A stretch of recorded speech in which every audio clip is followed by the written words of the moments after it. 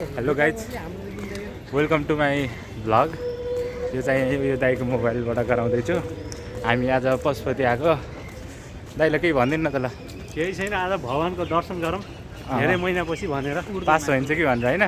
Pass त आफ्नो कर्मअनुसार हुने हो। आफूले कति कर्तव्य निर्वाह गरिरहेछ पढाइमा भन्ने कुरो। पढाइमा भनेको कि धर्ममा? धर्ममा कर्तव्य निर्वाह गरिराख्नुपर्छ। हो, भगवानको दर्शन गरिराख्नुपर्छ। हामी चाहिँ अलि लो इनर्जेटिक मान्छे हुन्छौँ के अरे, भगवान अलि पावरफुल हुनुहुन्छ, त्यही भएर अलिअलि इनर्जी लिन्छौँ भनेर पशुपतितिर। सही हो, सही हो। अब दाईले यहाँ ताल पऱ्यो भने त्यहाँ बागमतीमा हाम फाल्न सक्नुहुन्छ। इनर्जी हो के। बागमती नदी पनि एकदम करेन्ट फ्लो हुन्छ बागमती नदीमा। त्यही भएर म चाहिँ अस्ति नै अब त्यहाँ बर्नजी प्रिन्सिपल लाउनु नि तपाईँले। बागमती नदीमा बर्नजी प्रिन्सिपल लाउनु न।